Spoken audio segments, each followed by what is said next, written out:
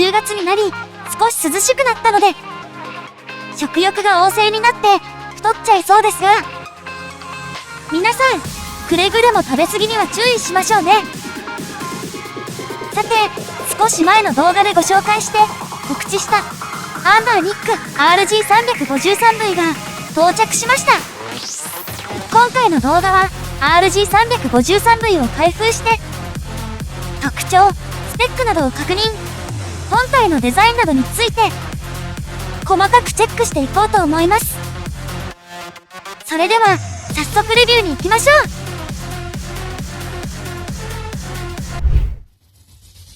う。まずはパッケージの確認です。今回紹介する RG353V の兄弟機種とも言える RG353P の外箱は製品の写真が印刷されている綺麗なパッケージでしたが、 RG353V は従来のシンプルな白箱にワイヤーフレームで描かれたイラストに戻っちゃいましたね。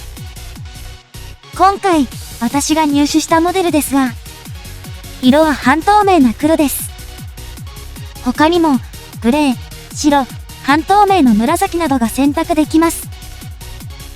小型ゲーム機なので当たり前かもしれませんが、パッケージもかなりコンパクトですね。それでは中身を確認しましょう。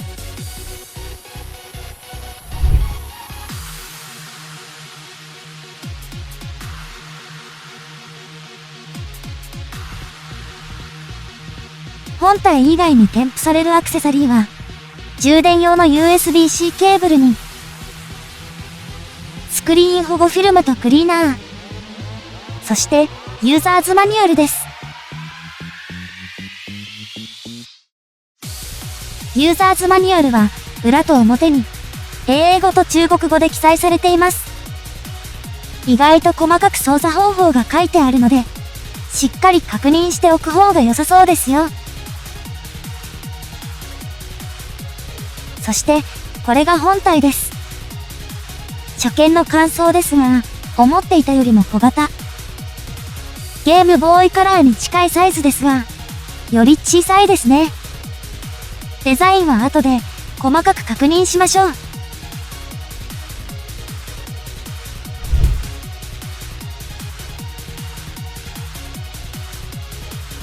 さて、このゲーム機の特徴やスペックなど、まずは簡単に解説します。RG353V は SoC にロックチップ RK3566 を搭載したハンドヘルドゲーム機。ゲームボーイ風の縦型デザインに左右のアナログスティックを配置して、より多くのゲームタイトルに対応します。また、レトロゲームに最適な 3.5 インチスクリーンはアスペクト比 4:3 の VGA 解像度で、レトロゲームのプレイに適しています。システムとデータ用2枚の SD カードが挿入可能で、Wi-Fi、Bluetooth 4.2 に対応。それと、同時発売されたモデルに、Linux 起動専用モデルとなる 353VS というモデルがあり、これはデザインやチップセットなど、基本性能は全く同じなんですが、搭載するメモリーが 1GB と少なく、内蔵ストレージも排除。Android の機能を省いた低価格モデルです。Android の機能が不要であれば、価格が安い RG353VS で良いかもしれませんね。サイズと重量ですが、高さは 126mm、横幅が 83mm。本体の厚みは 21mm。重量は 180g です。ゲームボーイカラーとかなり近いサイズなので、見た目の印象はまさにゲームボーイカラーです。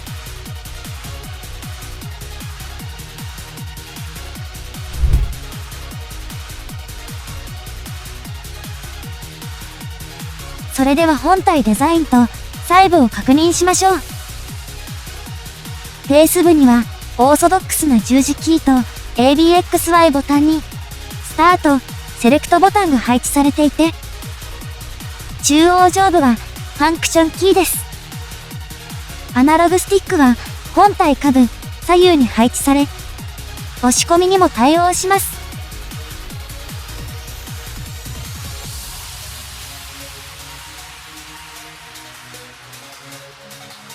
この位置には内蔵スピーカー。残念ながらモノラルです。ボタンの感触は全体的に少し硬めですが、しっかりとクリック感があって上質な印象です。見た目も良いですが、機能的にも優れています。ただし、アナログスティックの位置については、賛否両論ありそうですよね。だけど、少しゲームで操作した感じでは、思っていたよりも悪くはないですよ。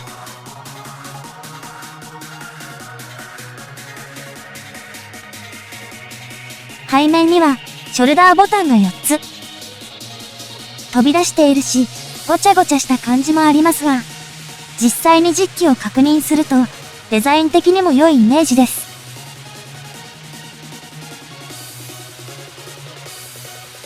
そうそう、アンバーニックのショルダーボタンは、カチカチと音がうるさい製品が多いですが、この機種はだいぶ静かでクリック感も良いと思います。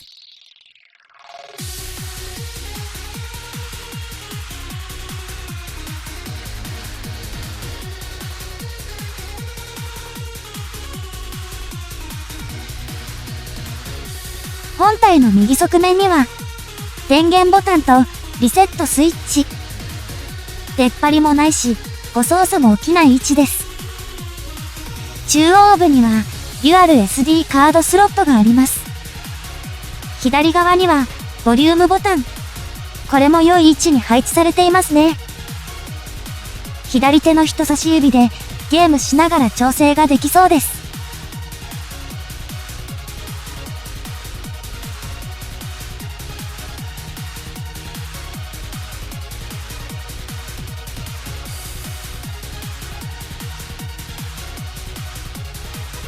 本体上部には、イヤホンジャックにミニ HDMI ポートとデータ通信用の USB-C ポート。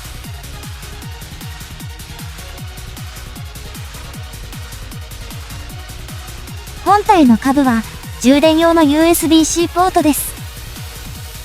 イヤホンジャックは本体の下にある方が、ゲーム中にコードが邪魔にならないから良かったかもね。でも、各ボタン、インターフェースの配置は、かなり考えてレイアウトしているんじゃないかな。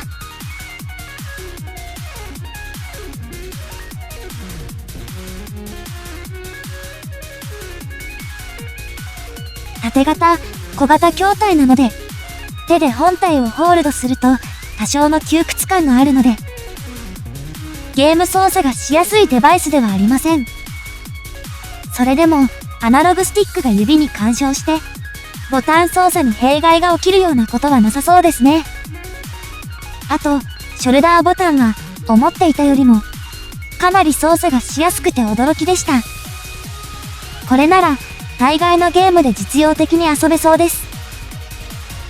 窮屈さや小型ゆえの操作のしづらさがありますが、携帯性を損なわず操作性も一定のレベルにあるので、良い妥協点にまとめたなと思います。まだ細かい検証はできていませんが、この機種、かなり出来が良いことはお伝えしておきますね。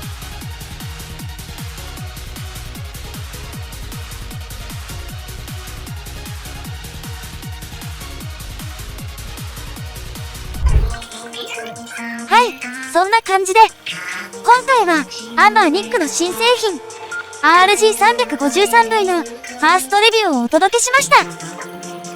ショップリンクを概要欄に載せておきますので、気になる人はチェックしてくださいね。